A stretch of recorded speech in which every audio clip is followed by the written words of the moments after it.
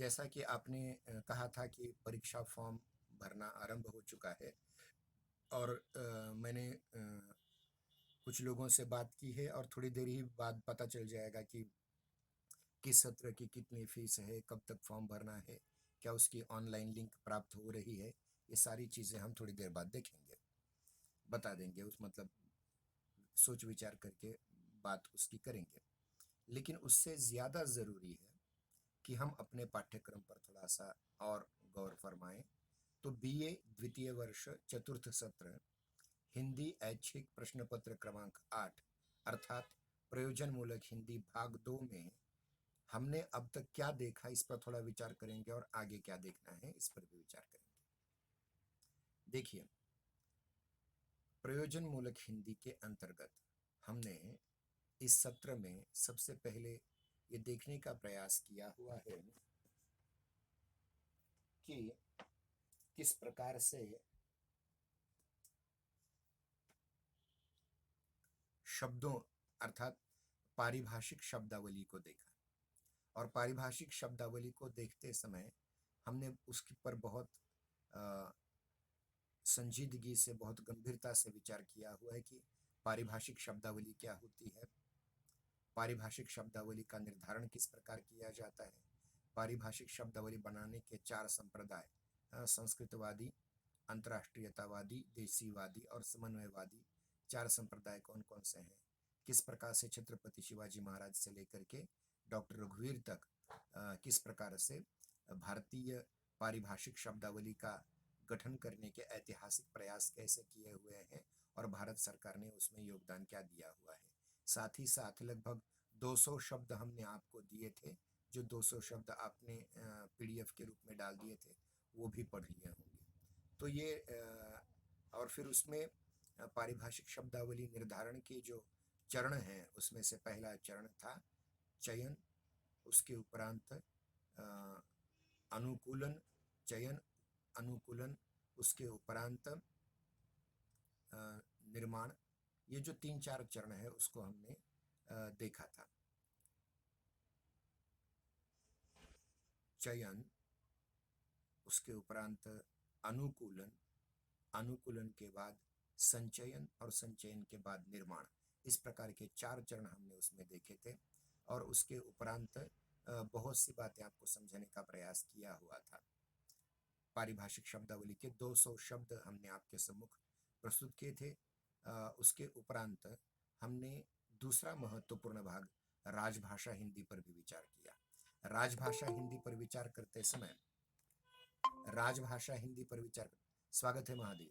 राजभाषा हिंदी पर विचार करते समय हमने संविधान सभा में हिंदी पर किस प्रकार विचार किया गया, उसके उपरांत संविधान के प्रावधान, राजभाषा संबंधी प्रावधान, जिसमें 120 अनुच्छेद, अनुच्छेद 210, अनुच्छेद 343, 344, 345, 346, 347, 348, 349, 350, 351 और उसके बाद में अलग अलग राजभाषा संबंधी अधिनियम कैसे बने, राजभाषा संबंधी राष्ट्रपति के आदेश कौन से थे, नियम कौन से थे और उनका क्रियान्वयन किस प्रकार से हुआ, इस पर हमने बहुत विचार किया है। और कल की तासिका में महादेवी जी नहीं थी। कल की तासिका में हमने ये भी देखने का प्रयास किया है कि राजभाषा और राष्ट्रभाषा हिंदी के प्रचार प्रसार में व्यक्तिगत और संस्थागत कार्य किन्होंने किए हैं। संस्थागत कार्यों में आर्य समाज, गुरुकुल कांगड़ी, डीएवी महाविद्यालय, दयानंद एंग्लो वैदिक महाविद्यालय, इनकी भी बात की थी। उसके उपरांत हमने हिंदी साहित्य सम्मेलन की बात की थी और नागरी प्रचारणी सभा की बात की थी और उसके बाद गांधी जी द्वारा स्थापित दक्षिण भारत हिंदी प्रचार सभा मद्रास, वर्धा की हिंदी राष्ट्रभाषा हिंदी प्रचारणी सभा, पूना की हिंदी प्रचारणी सभा, इन सभी संस्थाओं की बात की थी। और उसके उपरांत व्यक्तिगत कार्यों में हमने महर्षि दयानंद सरस्वती का काम देखा था, उसके उपरांत महात्मा गांधी जी का काम देखा, उसके उपरांत नेताजी सुभाष चंद्र बोस जी का काम देखा और कल बहुत ही महत्वपूर्ण, जिस बारे में बहुत लोगों को ज़्यादा बातें पता नहीं कि डॉक्टर बाबा साहेब अम्बेडकर जी ने पहले संस्कृत का पक्ष लिया और फिर सामान्य लोगों से संस्कृत दूर जा पड़ती है, इसलिए संस्कृत की उत्तराधिकारिणी हिंदी भाषा को, जो भारत की सर्वाधिक बोले जाने वाली, सर्वाधिक लिखे जाने वाली, सर्वाधिक संपर्क की जो भाषा है, उसको किस प्रकार से एक राष्ट्रभाषा के रूप में, एक राजभाषा के रूप में हमने स्वीकार किया, इसकी बात हमने की। और एक महत्वपूर्ण बात मैं कहना चाहता हूँ कि संविधान में कहीं भी राष्ट्रभाषा शब्द नहीं आया है। संविधान में हमेशा राजभाषा शब्द आया है। राजभाषा शब्द मतलब सरकार के कार्यालयों की भाषा। इस बात को आप समझ लें।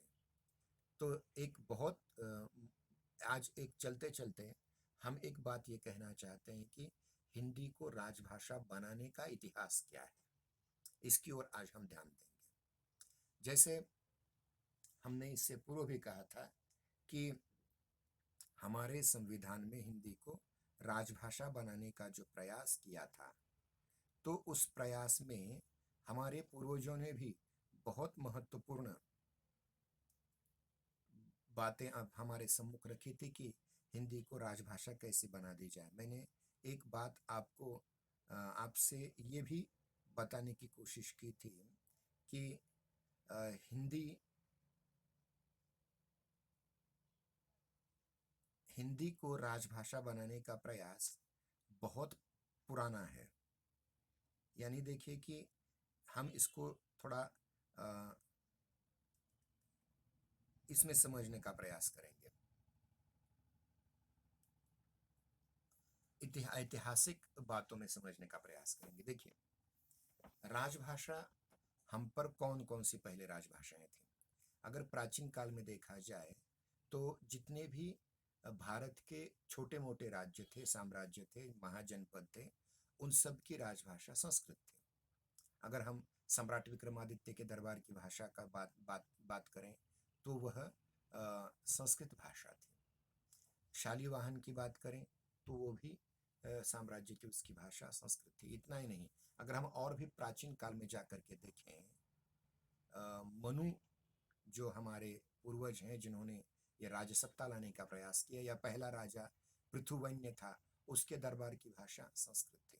उसके बाद हजारों वर्ष गुजर गए और धीरे धीरे धीरे धीरे संस्कृत लोगों से दूर होती गई और हमारे देश में हमने देखा कि बौद्ध काल और सम्राट अशोक के काल में राजभाषा के रूप में बौद्ध महाजनपदों की जो भाषा थी वह पाली एक प्रकार से राजभाषा के रूप में प्रयुक्त होने लगी। बौद्ध धर्म से पहले जैन धर्म का निर्माण हुआ था और जैन धर्म के मतावलंबियों के राजा जो थे, जैसे खरवेल जिसको कहा जाता है, उस राजा की राज्य भाषा यह अर्धमागधी थी, जो जैन धर्म की भाषा थी। मतलब संस्कृत के बाद पाली और अर्धमागधी ये राजभाषाएं बनी, लेकिन ये बहुत कम हुआ क्योंकि इनका साम्राज्य बहुत सीमित था। अन्य जितने भी बौद्ध जैन छोड़ करके जितने भी छोटे मोटे राज्य थे, उन सब में संस्कृत का ही प्रचार प्रसार हो रहा था। बाद में बौद्ध धर्म की, जैन धर्म की अधोगति के कारण फिर से वैदिक धर्म की प्रतिष्ठापना हुई और जैसे सम्राट अशोक के वंश में उत्पन्न एक राजा को मार करके फिर से ब्राह्मण्यवादी राज्य आया, जिसका नाम था पुष्यमित्र शुंग। तो उसने फिर से संस्कृत लाने की कोशिश की। गुप्त जो डायनेस्टी है इतिहास की हमारी, गुप्त राजवंश में भी संस्कृत ही चलती थी। जैसे वराह गुप्त हो, श्रीगुप्त हो, चंद्रगुप्त द्वितीय विक्रमादित्य हो, या फिर उसमें बहुत सारे राजे रजवाड़े आए जिनमें समुद्रगुप्त जैसा राजा हुआ हो, या फिर स्कंदगुप्त विक्रमादित्य हुए हो, या जितने भी उस जमाने में राजे रजवाड़े हुए, राजवंश हुए, चाहे किसी भी वंश के हुए हो, वो शुंग वंश के हो, गुप्त वंश के हो, कलचुरी वंश के हो, या फिर अन्यान्य वंश के हो, उन सभी ने संस्कृत को ही पुनः राजभाषा बनाने का प्रयास किया और वो बहुत चलता रहा। बाद में जब इस्लाम का आक्रमण हुआ हम पर, तब हमारी राजभाषा अरबी फारसी हो गई। ध्यान रहे, इस्लाम के आक्रमण के साथ, मतलब देखिए कि मोहम्मद बिन कासिम का आक्रमण जो ताहिर पर हुआ, उस जमाने में भी हमारी राजभाषा एक प्रकार से संस्कृत और संस्कृतोद्भव भाषाएं थी। और धीरे धीरे मोहम्मद बिन कासिम के आक्रमण के बाद इस्लाम का इस देश में प्रवेश होने लग गया। और हम देखते हैं कि गुलाम वंश बाद में आया, मतलब पृथ्वीराज चौहान को जिसने मारा, उसने गुलाम वंश की स्थापना की। और गुलाम वंश में बहुत सारे अलग अलग लोग आ गए, जिसमें से अगर हम नाम लें तो कुतुबुद्दीन ऐबक ये गुलाम था। फिर कुतुबुद्दीन ऐबक के वंश में बाद में रजिया सुल्ताना हुई, बाद में बलबन का साम्राज्य आया, और धीरे धीरे लोधी वंश या फिर जो अलग अलग सैयद वंश का राज रहा कुछ दिनों के लिए, कुछ दिनों के लिए तुगलक वंश का राज रहा, कुछ दिनों के लिए लोधी वंश का राज रहा। और लोधी वंश के राजा को मार करके पहले पानीपत के युद्ध में बाबर ने मुगल साम्राज्य की स्थापना की। और मुगल साम्राज्य मतलब ये जितने भी पठान राजे हो, पठान बादशाह या सुल्तान हो, अफगान बादशाह या सुल्तान हो, या अन्य अन्य वंश के या मुगल वंश के जितने भी सुल्तान हो, उन सभी ने अपनी राजभाषा के रूप में अरबी फारसी को चलाने का प्रयास किया। लेकिन ये अरबी फारसी भाषाएं चलाते समय उन्हें इस बात की दिक्कत होने लग गई थी कि उनके दरबार में जो अरबी फारसी जानने वाले लोग थे, उनसे ज्यादा न जानने वाले लोग थे। मतलब जिनको न अरबी आती थी, न फारसी आती थी, न तुर्की आती थी। ये जो तुर्क थे, ये पठान थे, ये अफगानी लोग थे, इनकी अपनी भाषाएं यहाँ लोगों की समझ में नहीं आती थी, क्योंकि यहाँ का अधिकांश वर्ग जो है, खास करके उनके साम्राज्य के आसपास, मतलब दिल्ली, आगरा के आसपास जो बोले जाने वाली भाषा थी, उसका नाम था खड़ी बोली। क्या नाम था? खड़ी बोली। और इन्हीं लोगों ने, ध्यान रखिए, इन्हीं लोगों ने यहाँ की जो, देखिए मैंने एक बात कही थी कि आपसे कि पाली और उसके बाद अर्धमागधी जो जैन और बौद्ध राजाओं के साम्राज्य में राजभाषा के रूप में चला करती थी, उनका पतन होने के बाद धीरे धीरे धीरे धीरे आधुनिक भारतीय भाषाएं निर्माण होने लग गई थी। मतलब भारतीय भाषाओं का इतिहास जो हमने पहले सत्र में देखा था कि वैदिक संस्कृत से लौकिक संस्कृत से प्राकृत भाषाएं, प्राकृत भाषाओं से अपभ्रंश, और अपभ्रंश भाषाओं से आज की आर्य भाषाएं निर्माण हुई। जैसे शौरसेनी अपभ्रंश से हिंदी की सारी बोलियां निर्माण हुई, महाराष्ट्री अपभ्रंश से मराठी निर्माण हुई, गुर्जर अपभ्रंश से गुजराती निर्माण हुई, गौड़ अपभ्रंश से बंगाली निर्माण हुई।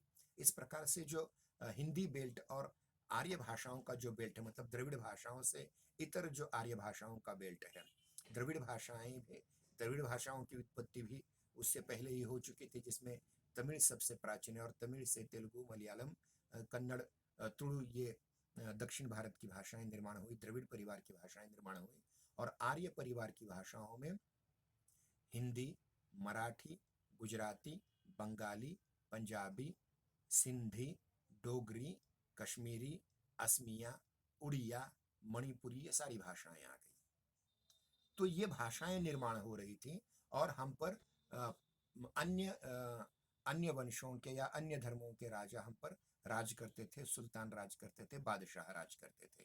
तो उनके दरबार की भाषा जो थी वो उनके साथ आई हुई। अब देखिए, ये जो इस्लामी आक्रमण हम पर हुआ, इस्लामी आक्रमण में केवल एक ही वंश के लोग नहीं थे, इसमें अलग अलग वंश के लोग थे। मोहम्मद बिन कासिम का वंश अलग था, मोहम्मद गौरी का वंश अलग था, मोहम्मद गजनवी का वंश अलग था, मोहम्मद तुगलक का वंश अलग था, सैयदों का वंश अलग था, गुलामों का वंश अलग था, मुगलों का वंश अलग था। और ये अपने साथ साथ वहाँ की भाषा ले आते थे। जैसे मुगलों ने अपने साथ तुर्की भाषा लाई, अफगानों ने अपने साथ अफगानी भाषा लाई, अरब जो थे पहले उन्होंने अपने साथ अरबी भाषा ले आए, जो ईरान से लोग आए थे उन्होंने अपने साथ फारसी भाषा लाई।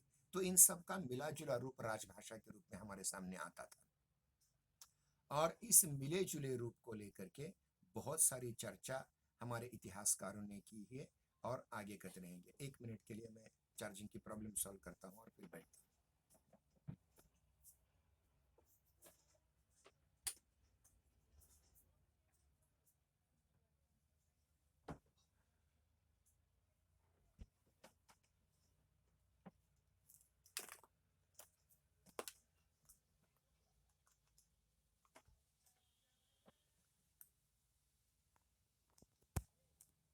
तो इस ऐतिहासिक परिप्रेक्ष्य को भी समझना अत्यंत जरूरी है।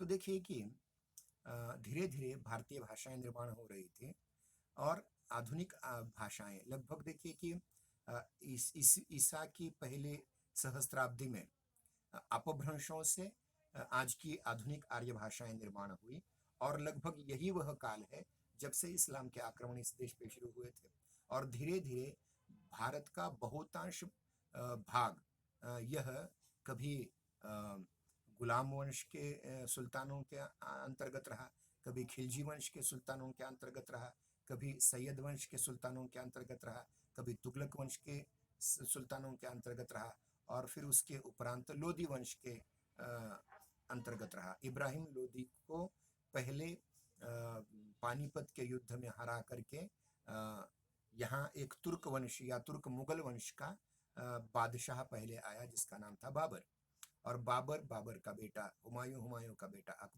अकबर का बेटा जहांगीर का बेटा शाहजहां का बेटा औरंगजेब और औरंगजेब के अनेक बेटे जैसे मुअज्जम हो या बहादुर शाह हो या फिर फर्रुखसियर हो और ये साम्राज्य चलता रहा। ये कब तक चलता रहा? जब तक अंग्रेज नहीं आए। और इन सभी ये बहुत बड़े दायरे बहुत बड़े इसमें ये हुआ कि इसमें दो ऐसे सुल्तान हुए जिन्होंने दक्षिण भारत पर भी राज करने की कोशिश की। उसमें से पहला था अलाउद्दीन खिलजी। आप जानते हैं अलाउद्दीन खिलजी ने देवगिरी को लूटा था। देवगिरी के राजा रामदेव राय की बेटी को उठा करके ले गया था और उसके साथ बहुत से सेना इधर आई। और ध्यान रखिए सुल्तान कोई भी हो, बादशाह कोई भी हो, उसकी सेना में भर्ती होने वाले अधिकांश जो हिंदू लोग थे वे यहाँ आकर के बस गए और वे अपने साथ वहाँ की उनकी जो भाषा थी खड़ी बोली जिसको मैंने कहा था, जिसके पहले कवि के रूप में अमीर खुसरो हमारे सामने आते हैं, जो जो गुलाम वंश और तुगलक वंश खिलजी वंश तीनों के साम्राज्यों को देख चुके थे। ऐसे अमीर खुसरो ने खड़ी बोली में अपने लेखनी लिखना अपनी कविताएं लिखना आरंभ कर दिया था और उस खड़ी बोली को खड़ी बोली जो मूलतः कौरवी कही जाती थी, मतलब कुरु प्रदेश की बोली थी। कुरु प्रदेश जिसको हम कौरवों का साम्राज्य जिसको हम दिल्ली इंद्रप्रस्थ हस्तिनापुर के आसपास की बोली मानते थे। अब वह बोली लेकर के दक्षिण भारत में लोग अलाउद्दीन खिलजी के साथ आए और बाद में मोहम्मद तुगलक के साथ आए। तुगलक भी यहाँ देवगिरी में आया था जो उसने दौलताबाद नाम उसे दिया था और यहाँ अनेक वर्ष रहा था और फिर बाद में चला गया। तो उसके साथ जो लोग दक्षिण में आए तो यहाँ रच बस गए।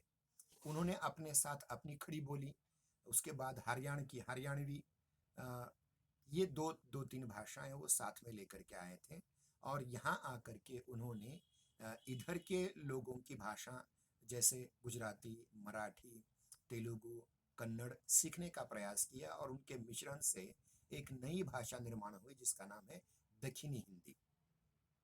और फिर दक्षिणी हिंदी में भी बहुत सारी काव्य रचनाएं हुई और बहुत सारे दरबारों में दक्षिण के जितने भी दरबार थे जैसे बहामनी शाही थी बहामनी शाह के जितने भी टुकड़े हुए जैसे निज़ाम शाही, बरीद शाही, आदिल शाही, निज़ाम शाही, ये जो छोटी छोटी शाहियाँ निर्माण हुई इनके दरबार में अरबी फारसी की जगह दक्षिणी भाषा का इस्तेमाल किया जाता था और दक्षिणी भाषा के पहले कवि ये गुलबर्गा के थे जिनका नाम था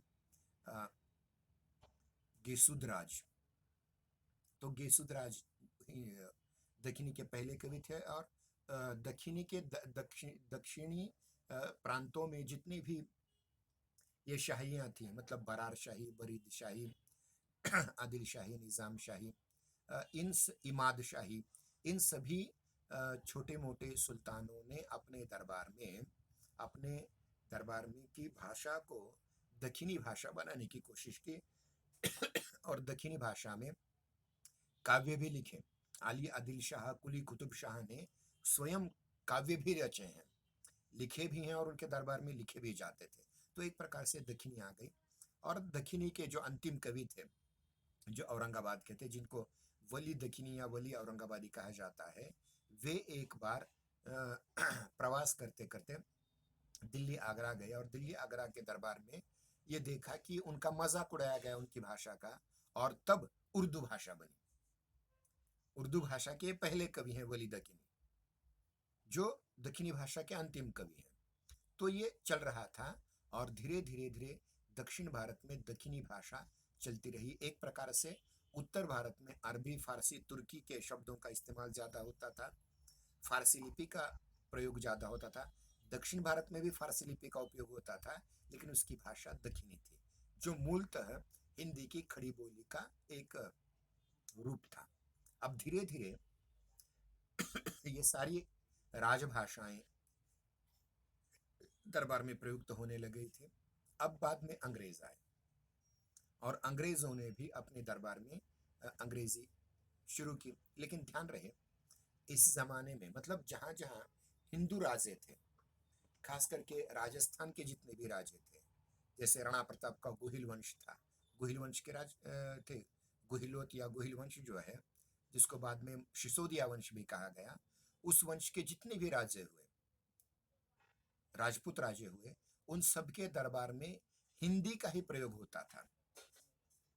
अब इसमें देखिए, पृथ्वीराज चौहान जैसे राजा है, पृथ्वीराज चौहान भले ही दिल्ली के राजा हो, उनसे पहले उनको गोद लिया था किसने? उन्हीं के नाना ने गोद लिया था, जिनका नाम था अनंगपाल तोमर।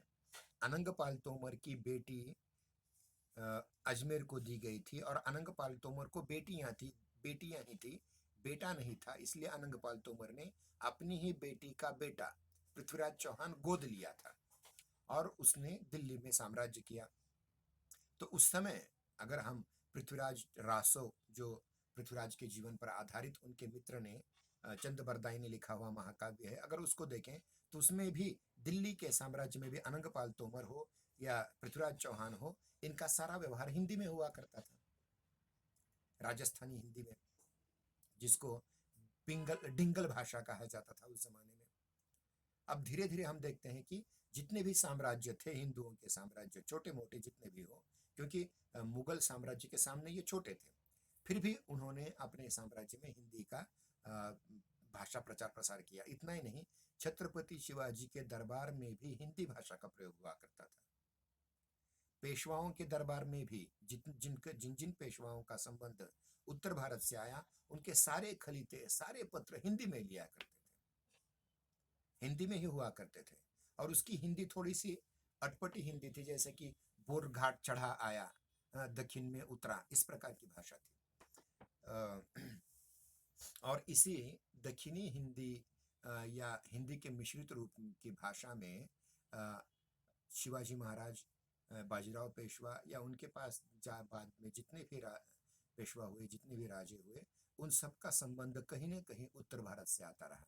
और हम देखते हैं कि अंग्रेजों के ज़माने में मोरोपंत तांबे नाम के पेशवा के एक बहुत बड़े कर्मचारी, देखिए बाद में क्या हुआ था कि दूसरे बाजीराव को पेंशन दे करके उसको ब्रह्मावर्त या बिठूर में पकड़ा गया था, और ब्रह्मावर्त बिठूर में रहते हुए उनके साथ मोरोपंत तांबे थे, और मोरोपंत तांबे की बेटी का, मनु का विवाह झांसी के राजा के साथ हुआ था। अब झांसी का राजा वो भी नेवाड़कर था, नेवाड़कर वो भी मराठा था, उसमें भी हिंदी चलती थी। मतलब जितने भी छोटे मोटे राज थे उस समय के, बुंदेलखंड का राज था, बघेलखंड का राज था, छत्तीसगढ़ के राजा थे, राजस्थान के राजा थे, उत्तर प्रदेश के छोटे मोटे राजा थे, जहां जहां इस्लामी सत्ता थी नहीं थी, या इस्लामी सत्ता को मांडलिकत्व के रूप में हिंदू राजाओं ने स्वीकारा था, उन सब के दरबार की भाषा हिंदी थी।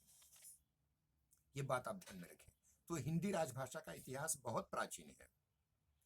और ध्यान रखिए, चलते चलते मैं एक बात और कह रहा हूं कि जितने भी इस्लामी सुल्तान थे, जितने भी इस्लामी बादशाह थे, उन्होंने भले ही अपने कामकाज की भाषा अरबी, फारसी, तुर्की मिश्रित रखी हो, लेकिन जन सामान्य के लिए जो अध्यादेश निकलते थे, जनसामान्य के लिए जो पत्र निकाले जाते थे, जनसामान्य के लिए जो ड्योंडिया पीटी जाती थी, जनसामान्य के लिए जो डुगडुगी पीटी जाती थी, उन सब में हिंदी का ही प्रयोग होता था।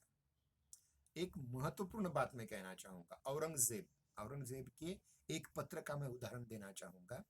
औरंगजेब के एक पत्र की शुरुआत हिंदी में है, देवनागरी लिपि में है। श्री श्री औरंगजेब राजस्य आज्ञाया, इस प्रकार से उसमें लिखा हुआ है, जिसमें संस्कृत मिश्रित हिंदी थी। इतना ही नहीं, महाराणा प्रताप की रण प्रशस्ति हो, या जितने भी गुहिल वंश के, सिसोदिया वंश के राजा हुए, उन सब के पत्रों में हिंदी का ही प्रयोग हुआ करता था। इसलिए हिंदी राजभाषा का इतिहास लगभग 1500 वर्ष का है, ध्यान रहे।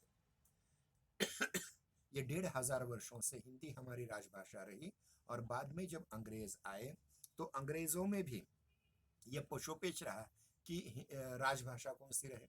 आपकी जानकारी के लिए कह दें कि जो भी इंडियन सिविल सर्विसेज पास करके डिस्ट्रिक्ट मैजिस्ट्रेट बनने के लिए, या आज की भाषा में कलेक्टर बनने के लिए जो लोग यहाँ आते थे अंग्रेजों के, उनके लिए भी अंग्रेजों ने हिंदी के प्रशिक्षण की अनिवार्यता की थी।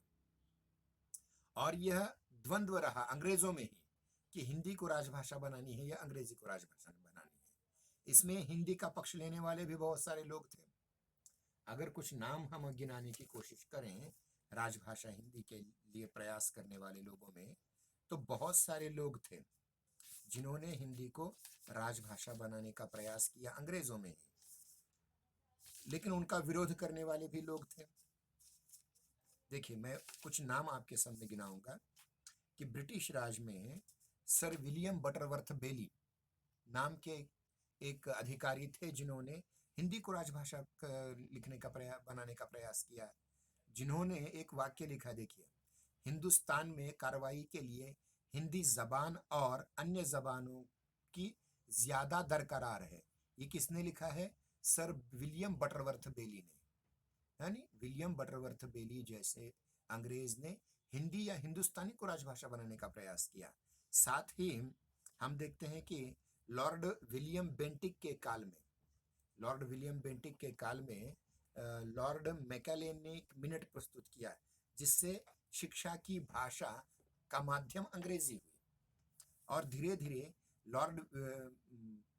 मतलब विलियम बटरवर्थ बेली का जो ग्रुप था और जो लॉर्ड मैकाले का ग्रुप था, इन दोनों में टकराहट होने लग गई, और धीरे धीरे ये बहुत बड़ा संघर्ष का रूप धारण किया। और अंग्रेजी में ही भारत की राजभाषा हिंदी बननी चाहिए कहने वाला भी एक गुट था, और अंग्रेजी होनी चाहिए कहने वाला भी एक गुट था। ये बहुत संघर्ष चलता रहा, और बाद में एक महत्वपूर्ण नाम है फ्रेडरिक पिंकॉट का। फ्रेडरिक पिंकॉट ने 1868 में उन्होंने हिंदी ही राजभाषा होनी चाहिए, इसके लिए अंग्रेज सरकार के साथ एक प्रकार से लड़ाई की, और आगे चल करके 1828 में उन्होंने हिंदी के पहले स्वच्छंदतावादी कवि श्रीधर पाठक जी को पत्र लिखा, और उसमें लिखा 20 साल पहले, मतलब 1868 में जब वे आए थे तब की बात वे कह रहे हैं, 20 साल पहले मैं एकमात्र यूरोपियन था जिसने सरकार पर हिंदी के बारे में दबाव डाला, और 10 साल बाद इस नियम को बनाने में सफल रहा कि भारत जाने वाले अंग्रेजों को हिंदी की परीक्षा उत्तीर्ण करना अनिवार्य बना दिया था। देखिए, मतलब सर विलियम बटरवर्थ बेली हो, या फिर फ्रेडरिक पिंकॉट हो, या फिर बाद में आने वाले मिस्टर ग्रिफिथ हो, इन सभी लोगों ने हिंदी को राजभाषा बनाने का प्रयास किया। यहाँ तक कि देखिए कि ग्रिफिथ ने तो ये कहा था 1878 में ये बात कही थी, मतलब फ्रेडरिक पिंकॉट के 10 वर्ष पहले ये बात कही थी। इन्होंने एक रिपोर्ट दी थी और उन्होंने ये कहा था कि इस देश की भाषा हिंदी है। तो दूसरी ओर हिंदी का विश्लेषण करके केगाल ने, जो एक अंग्रेज व्यक्ति थे, उन्होंने हिंदी भाषा का व्याकरण की पहली पुस्तक भी अंग्रेज ने लिखी हुई है। इतना ही नहीं, हिंदी साहित्य के इतिहास की पहली पुस्तक एक फ्रेंच व्यक्ति ने लिखी है, गारसा द तांसी ने। मतलब देखिए, भारत में आने वाले विदेशी लोगों को हिंदी राजभाषा की ताकत का पता चला, इसलिए उन्होंने हिंदी को राजभाषा बनाने का दिलो जान से प्रयास किया है। इतना ही नहीं, जो हिंदी बोलते समय, लिखते समय, सीखते समय जो कठिनाइयां अंग्रेजों को आती थी, तो उसके लिए विलियम के गाल ने व्याकरण की पुस्तक भी लिखी है। वो कब लिखी है? 1876 में। और उन्होंने ये बात कही कि भारतीय आर्य भाषाओं में सबसे महत्वपूर्ण और पहला स्थान हिंदी का है, इसलिए हिंदी को अंग्रेजों ने भी पढ़ना अनिवार्य है। इस प्रकार से केगाल ने बात की थी। और आगे उन्होंने ये कहा था कि यदि कोई भविष्य बताने का साहस करे तो यह कह सकता है कि भविष्य में उत्तर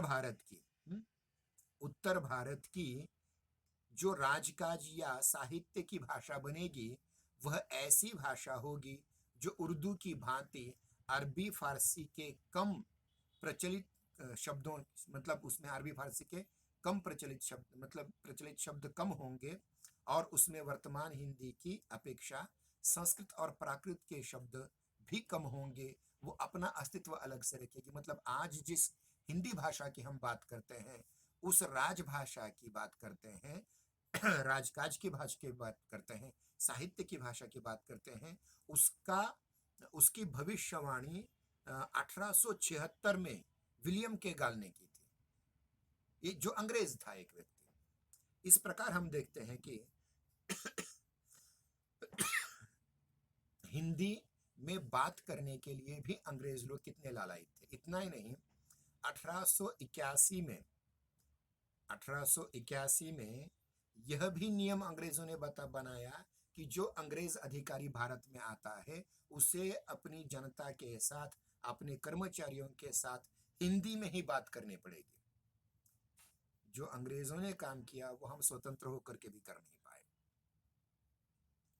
इतना ही नहीं, देखिए आगे चल करके 26 जनवरी 1882 के दिन सिविल सर्विस कमीशन जो था उस समय उनका, जिसको बाद में हमने यूपीएससी बना दिया, उस सिविल सर्विस कमीशन के नाम से भेजे गए पत्र में जो मद्रास में, मतलब चेन्नई में जो लोग अधिकारी थे, उनके लिए भी हिंदी पास करना अनिवार्य बताया था। पता नहीं बाद में इन लोगों ने, चेन्नई वालों ने या तमिलनाडु वालों ने हिंदी का विरोध किया क्या, क्यों किया। 1881 में राजकाज की दृष्टि से हिंदी, हिंदुस्तानी और भारतीय भाषाओं के महत्व को उन्होंने स्वीकार कर लिया था। इतना ही नहीं, 1882 में हंटर, देखिए जैसे पहले शिक्षा के भारतीय शिक्षा में जो महत्व का स्थान लॉर्ड मैकेले के मिनट को है, उतना ही हंटर के भी है, हंटर के आयोग को भी है। और हंटर ने ये शिक्षा के लिए जो शिक्षा का आयोग उन्होंने बनाया था, उन्होंने जो 1881 में देवनागरी लिपि में लिखी हुई हिंदी का उन्होंने विचार किया, और 1893 में उन्होंने जो रिपोर्ट प्रस्तुत की, आयोग की, हंटर आयोग की रिपोर्ट प्रस्तुत की, उसमें जितनी साक्ष्य थी, उन साक्ष्यों के आधार पर हंटर ने यह प्रतिपादित किया कि प्री एमिनेंस ऑफ वर्नाक्युलर शीर्षक से 1896 में पुस्तक प्रकाशित की, और 1901 की जनगणना की रिपोर्ट में यह कहा गया कि भारतीय संदर्भ में हिंदी का महत्व प्रतिपादन करते हुए विलियम क्रस्ट नाम के एक अंग्रेज अधिकारी ने यह कह दिया कि हिंदी के पास ऐसा शब्दकोश और अभिव्यक्ति का सामर्थ्य है जो अंग्रेजी से किसी प्रकार की कम नहीं है, बहुत बड़ी भाषा है यह। तो देखिए कि हंटर हो, क्रस्ट हो, इन लोगों ने भी हिंदी के राजभाषा के रूप में महत्व को स्वीकार किया हुआ था। आगे चल करके थॉमसन ने भी ये कहा कि इंग्लिश अफसरों के सिवाय जनता के सारे कामकाज वर्नाक्युलर भाषा में, हिंदी में करने चाहिए। वर्नाक्युलर मतलब एतद्देशीय, यहाँ की भाषा। तो ये बहुत बड़ी बातें हैं, और जिनमें देखिए उस जमाने में भले ही अंग्रेज राज करते थे, लेकिन कार्यालयीन भाषा के तौर पर अंग्रेज अपने प्रशासन में भोजपुरी, अवधी, ब्रज, बुंदेली, मगही, राजस्थानी, इन हिंदी की छोटी मोटी बोलियों का ही प्रयोग किया करते थे। जाने अनजाने में ये सब चलता था। इतना ही नहीं, हमारा एक स्वतंत्र देश है, हिंदू देश, जिसका नाम हम देते हैं नेपाल। नेपाल के साथ जो हमारा पत्र व्यवहार होता था वो भी हिंदी में होता था। नेपाली लोग भी, नेपाली राजा भी अपने पत्र हिंदी में लिखा करते थे, और हमारे जितने भी राजा थे और अंग्रेज भी नेपाल के साथ पत्र व्यवहार हिंदी में ही किया करते थे। तो इस प्रकार से हम देखते हैं कि हिंदी हमारी राजभाषा का इतिहास किस प्रकार से आपके सम्मुख हमने प्रस्तुत किया हुआ है। तो ये बहुत जानना ज़रूरी है। देखिए, एक और बात मैं यहाँ कहना चाहूँगा, जो जिन लोगों के हमने नाम लिए, अपभ्रंश संस्कृत भाषा के, पाली भाषा के, प्राकृत भाषा के, अपभ्रंश भाषाओं के, या उसके उपरांत अरबी, फारसी, मतलब गजनवी से लेकर के खिलजी, तुगलक, मुगल बादशाहों की बात की हमने।